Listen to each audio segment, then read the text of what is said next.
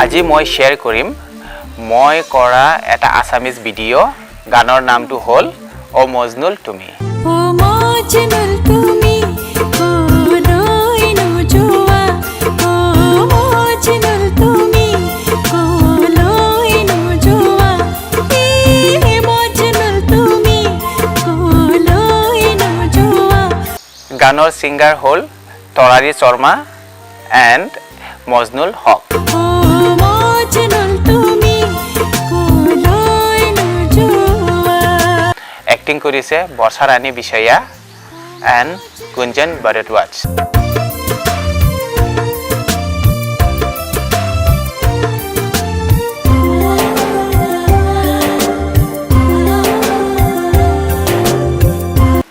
এই প্ৰজেক্টৰ এটা ইণ্টাৰেষ্টিং কাহিনী আছে।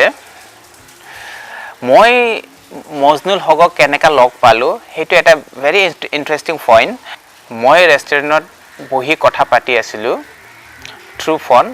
তেতিয়া মজনুলো সেই ৰেষ্টুৰেণ্টতে বহি আছিলে। সি মোক ষ্টেৰ কৰি আছিলে, চাই আছিলে বহুত দেৰিৰ পৰা। যেতিয়া মই ফোনটো ৰাখিলে সি আহি কিনি সুধিলে তুমি ডাইৰেক্টৰ হয় ন বুলি কৈছে। অঁ হয় বুলি। নামটো কি আছিলে বুলি ক'লোঁ, নিউটন লাংদাছা বুলি ক'লোঁ আৰু তাৰপিছত কথা পাতিলোঁ। তাৰ দুদিনমান পাছত সি মোক ফেচবুকত ফ্ৰেণ্ড ৰিকুৱেষ্ট পঠালে, হাই আই এম মজনুল বুলি। তাৰপিছত তাৰ গানটো পঠালে।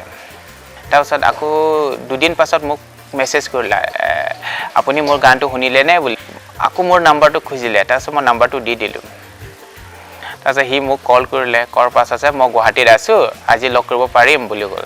তো মই আছিলে সেই এৰিয়াতে আছিলে বেলতলা চাৰ্ভিত। সেনেকা হৈ আমাৰ এই প্ৰজেক্টটো ষ্টাৰ্ট হ'ল।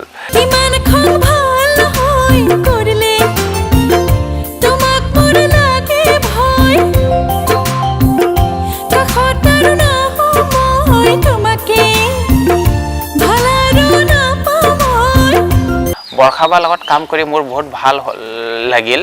ছিনিয়ৰ আৰ্টিষ্ট হয় আৰু বহুত এক্সপিৰিয়েঞ্চ আৰ্টিষ্ট হয় ন, যে কাটিং পইণ্টটো বহুত ধুনীয়াকৈ দিব জানে। বৰ্ষাব মোক নিজে কৈছে আগৰ প্ৰজেক্টতো যে নিউটন তুমি চিন্তা নকৰিবা, মই এটা এটা কাটিং পইণ্ট দিম তোমাক বুলি কৈ। তেনেকুৱাই আমি মানে এডিটিং টেবুলত যেতিয়া বহোঁ আমি এটা টাইমিঙো মিছ নাপাওঁ।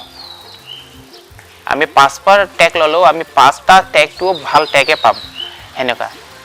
সেইটো এটা আমাৰ কাৰণে প্লাছ পইণ্ট হয়। কাষত আৰু নহয় তোমাকে ভাল আৰু নাপাওঁ। আৰু বৰ্ষাবা আৰু গুঞ্জনৰ একেলগে কাম কৰা ফাৰ্ষ্ট এলবামে হয়। ও মজনুল তুমি কোলৈ নোযোৱা এ মজনুল তুমি কোলৈ নোযোৱা।